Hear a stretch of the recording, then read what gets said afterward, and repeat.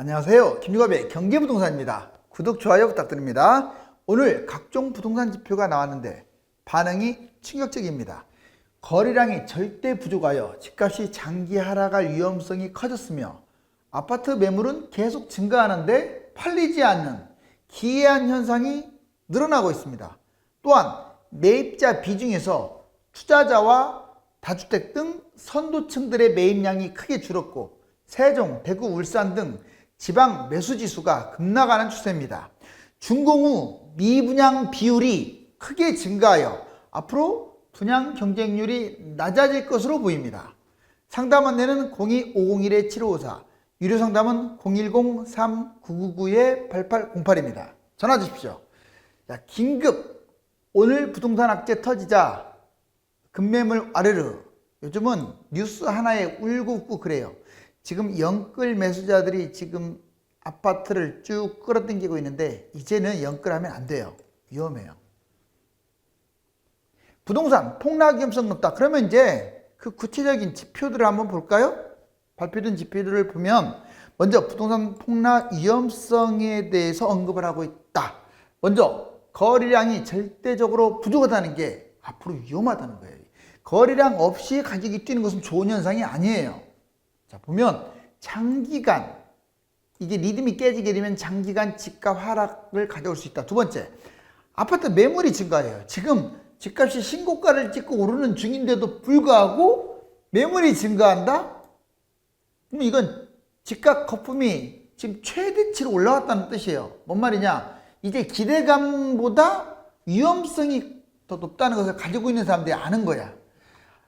더군다나 아파트 매도가 잘 안 돼요. 뭐 모든 아파트가 매도가 안 되는 건 아니겠죠. 근데 생각보다요, 특히 이제 경기도 외곽부터 시작을 해갖고 생각보다 매물을 내놓는다고 해서 팔리는 게 아니에요. 지금 고가 아파트들도 잘 안 팔려요. 단기간 금매가 막 증가하고 있어요. 그래서 신고가를 찍고 뭐 3억씩 하락한 매물이 나오고 막 이러는 거예요. 섞이고 있는 거야. 네 번째, 매입자가 감소세. 즉 그동안에 많이 사왔잖아요. 추가 매입자가 지금 급감했어요. 이제 영끌을 작년 올해 매수할 사람들은 거의 다 해버렸기 때문에 추가 매수할 사람들의 여력이 줄어든 거예요. 투자자 매입 감소, 특히 의미심장한 지표는요, 이 투자자라고 하는 것은 실거주를 주로 안 하고 부동산을 차익 면에서 이렇게 하는 사람들인데 급감했다는 겁니다. 즉 앞으로 투자에 대한 기대감이 최저치라는 걸 보여줘요. 선도층이라고 하죠. 주로 매입이 감소된 것도 같은 맥락이에요. 기득권, 다주택자들이 뭐 집을 매입할 지금 상황이 아니잖아요. 급감하고 있습니다. 한마디로 아마추어라고 할 수 있는 젊은 층 2030 영끌이 늘어나고 있다고 보시면 돼요. 지방 매수 지수는 악화입니다. 수도권은 지금 점점 올라가고 있는데 지방 거꾸로 지금 내려가고 있어요. 특히 이 세종이 중원의 한 복판에서 지금 7주째 하락을 거듭하고 있죠. 대구도 확 떨어졌고요. 울산도 확대되고 있습니다. 준공후에 미분양 아시죠? 즉 입주를 했는데도 미분양이 줄지를 않고 있어요. 지방 같은 경우. 분양 경쟁률이 약화되고 미분양이 새롭게 생긴다는 징조입니다. 이거를 이제 좀 접목을 해보면 여러분들 우리나라가 한국이 일본처럼 부동산 폭락 올 수 있다라고 하면 예전 같은 경우는 공통점이 별로 없었어요. 그쵸? 이제 폭락만 하면 뭐 일본 끄집어내 가지고, 근데 지금은 그렇지 않아요. 오히려 일본하고 공통점이 거의 80~90%까지 늘어났고요. 또 문제가 뭐냐면 더 위험해요. 일본보다도. 여기 보세요. 한국과 일본 부동산 주요 폭락의 공통점이 80% 이상 닮았다. 근데 더 위험하다. 왜 그럴까? 이게 보세요. 공통점. 거품이 폭등. 일단 가장 문제는 거품이 뛰었다는 거예요. 250%까지 올라갔죠. 자, 세계 1위입니다. 물량이 지금 너무 많아요. 일본 물량은 물량도 아닙니다. 1천만 채 최대 물량이에요. 지금 공급 물량 플러스 다주택, 임대주택 사업자들이 가지고 있는 매물 물량. 인구가 급감하고 있어요. 2020년을 전후로 해서 생산 인구는 말할 것도 없고, 생산 인구. 그 저출산으로 인해서 자, 출생아가 급감하고 있고, 전체 인구도 줄어들고 있고. 그런데 1인 가구, 도움이 되지 않은 1인 가구는 급증하고 있어요. 1인 가구 비중이 35%. 왜 그러냐면 1인 가구가 주로 노년층이나 젊은 층 등 저소득층이 집중되어 있기 때문에 그래요. 가구 늘어나면 뭐합니까? 집을 매수할 수 있는 여력이 아닌데 거품을 방치하는 것도 일본하고 똑같아요. 옛날에 일본도 거품 방치했다가 잃어버린 30년이거든요. 지금 방치하고 있잖아요. 집값이 뛰면 연착륙을 시킬 생각을 해야 하는데 말로만 홍남기 보세요. 경고.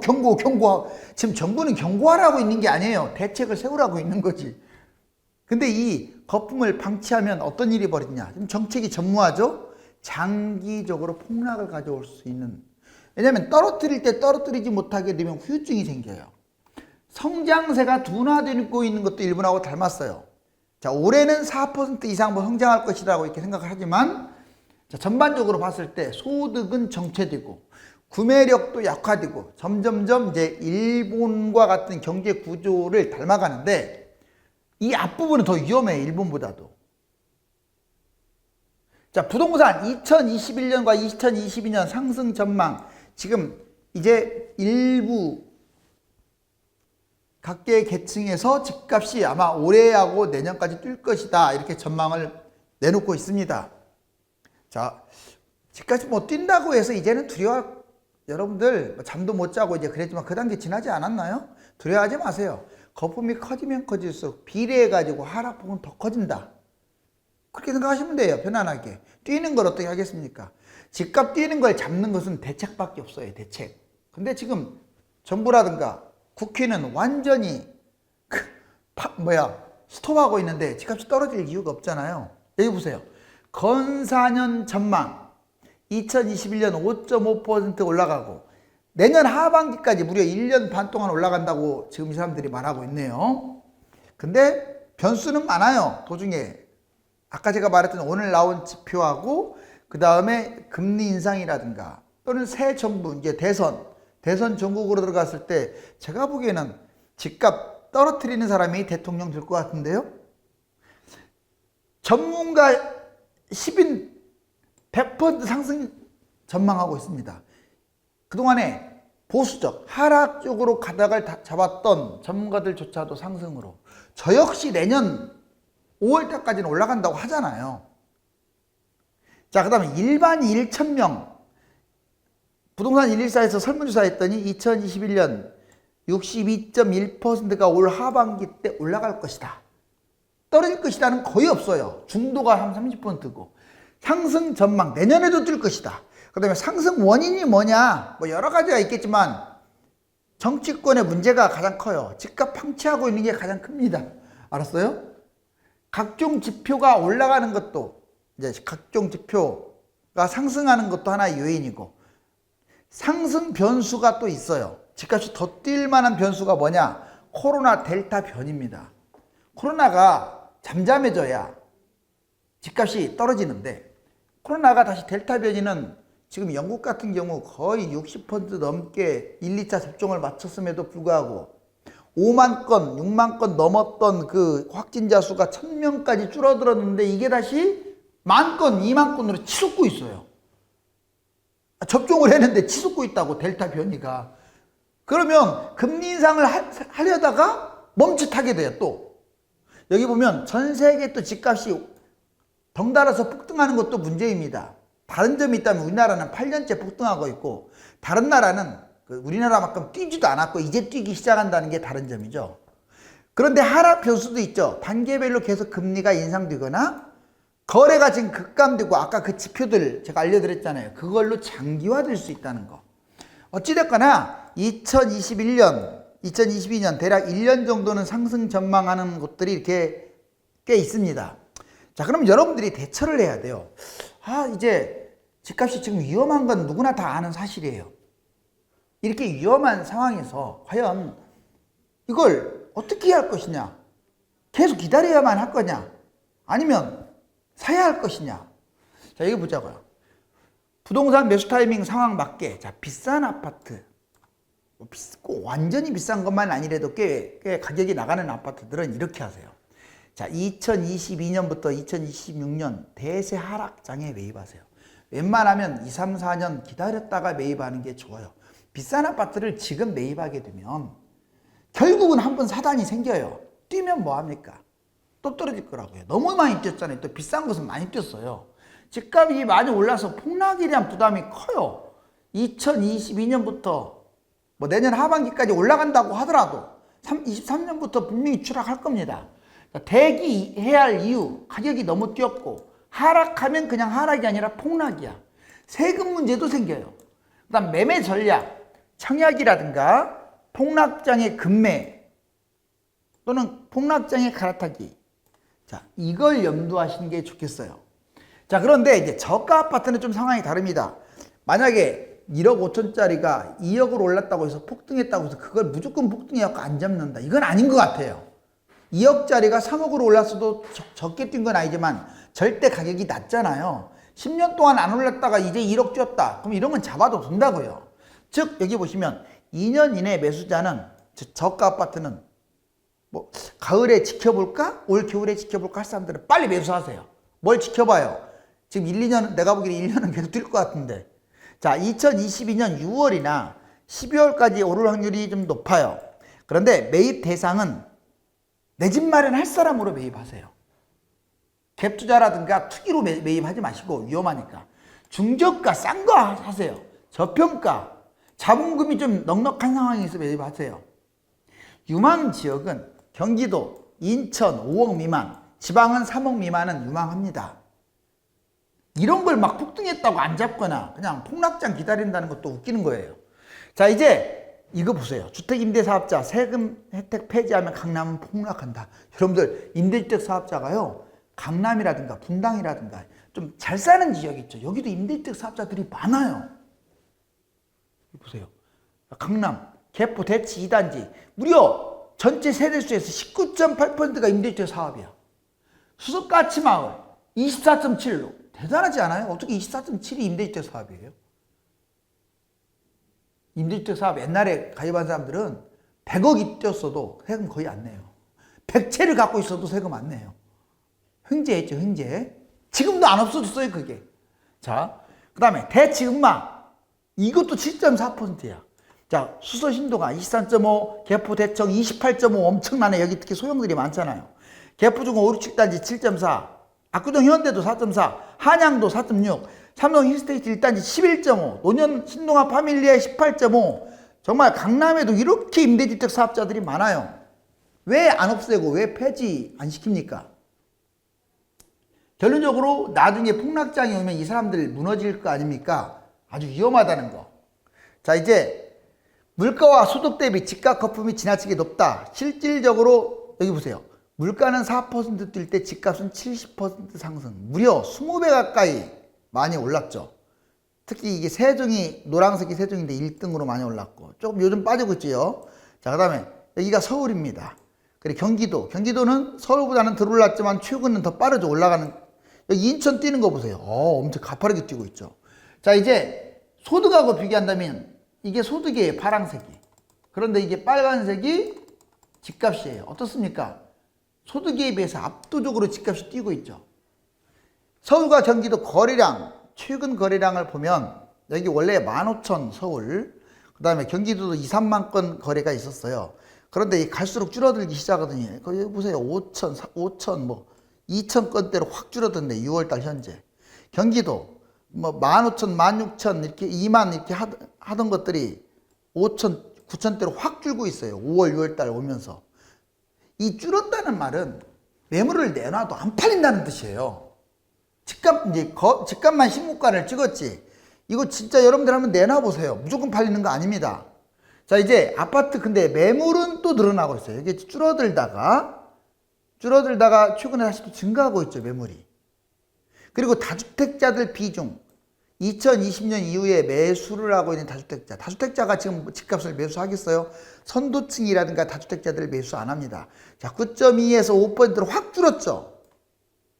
지금 매수하는 것은 초보자들, 2030, 영끌러 이런 사람들이 매수를 하는 거예요.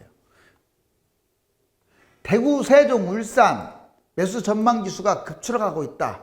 전국적으로는 지금 쭉 떨어지다가 다시 6월달 이렇게 상승하면서 올라가고 있어요. 그런데 특이하게 대구 보세요. 확 줄어가지고 지금 마이너스로 와버렸어요. 그럼 지금 6월달이에요. 자, 그 다음에 세종 보세요. 세종은 마이너스 막대기가 길어졌죠. 그러니까 지금 7주 연속 하락이죠. 대구도 하락이죠. 얼마 안 남았어요. 울산 매매 전망지수, 울산도 확 줄었죠. 이처럼 점점점 확대되고 있다.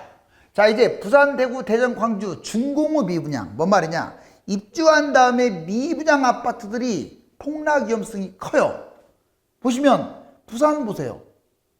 지금 줄지를 않고 있어요. 집값은 상승 중인데, 자, 준공 후에 미분양 이렇게 많습니다. 대구 보세요. 확 줄은 듯 하다가 확 늘어났죠. 상당히 위험합니다. 지금 6월달 현재예요. 대전은 공사 완료 미분양주의. 대전은 조금 줄어드는 형태. 왜? 대전이 지금 집값 상승률이 제일 뜨겁거든요. 자, 광주는 거의 지금 줄지를 않고 있어요. 바꿔 말해서 경기도나 서울은 이래요. 이렇게 확 줄고 있거든요. 지방이 이렇게 줄지 않는다는 것은 지방은 지금 풍전등화입니다. 언제 집값이 확 추락할지 모른다는 뜻이에요. 그러니까 공격적 매수하면 안 돼요. 6번째 여름 폭등장을 맞이해서 2016년, 17, 18, 19, 20, 21년 올해까지 여름이 6번째 뛸 가능성이 좀 높은데 실질적으로 보니까 자, 매매가 보세요. 수도권이든 전국이든 서울이든 다 지금 여기 뛰고 있네요. 그렇죠? 상승하고 있죠? 지금 6월 21일 현재. 자, 그다음에 서울 수도권 전셋값도 어떻습니까? 최근 좀 떨어진 듯 하다가 올라가고 있죠. 여기도 떨어진 듯 하다가 올라가고 있고. 자, 매매도 올라가고 있고 전세도 뛰고 있네요. 자, 건사년 1년 6개월 이상 상승한다라고 말하고 있네요. 올 하반기 때 올라간다. 3.3. 그리고 내년 상반기 때도 올라간다. 3.9%나 뛰고 하반기 때 1.5% 뛸 것이다. 내년에. 즉 1년 반이나 뛴대요. 앞으로. 자, 전세도 1년 반이나 뛰고. 그 이유는 안 나왔지만 더 뛴다고 할지도 모르겠죠. 그래서 폭등론자들이 앞으로 3, 4년 동안 더 뛴다라는 얘기도 하는 거예요. 매매. 일반인들 약 1000명 대상으로 부동산 124에서 조사한 거 보니까 상승이 62.1, 하락은 7.27밖에 안 돼요. 단기적으로 그러니까 단기적으로는 올라갈 수 있다 이거예요. 그렇지만 이걸 찰떡같이 다 믿을 필요는 없어요. 뛰어도 얼마나 뛰고. 자, 이게 중요한 것은 내가 잡았을 때 실속이 있느냐를 따져야지. 만약에 좀 올라가다 폭락을 하면 망하는 거 아닙니까? 자, 영국 신규 확진자 여기 보시면 자 6월 17일 기준으로 62.2%가 지금 영국은 1, 2차 접종까지 끝났어요. 그런데 재밌는 게 1일 확진자가 올 1월 달에 5만 건이었다면 쭉 줄어서 1000까지 줄었죠. 그러다가 갑자기 6월 들어와서 1만으로 늘어났어요. 그러더니 지금 이렇게 가고 있습니다. 여기 보세요. 저 영국 확 늘어났죠. 갑자기. 보통 예방접종을 하면 코로나 접종을 하게 되면 확 줄어들어야 하는데 늘어나고 있어요. 바로 인도발 델타 변이. 델타 요즘은 플러스도 나왔죠. 자, 포르투갈, 러시아, US, 이탈리, 그 다음에 벨지움, 저머니, 스위tzerland, 프랑스 어때요? 다 지금 올라가고 있죠. 이게 계속 또 이렇게 다시 접종을 받았는데도 증가하게 되면 금리 인상이 안 될 수도 있어요. 자, 여기 보시면 동학, 농민, 사자, 매수 그러는데 자, 부동산 투기의 나라를 빨리 종식시켰으면 좋겠습니다. 이거는 동학이 아니에요. 동학이 아니라 좋게 너무 이렇게 포장하면 안 돼요. 투기 세력들인 거예요. 어떻게 투기 세력을 동학, 농민군한테 비교합니까?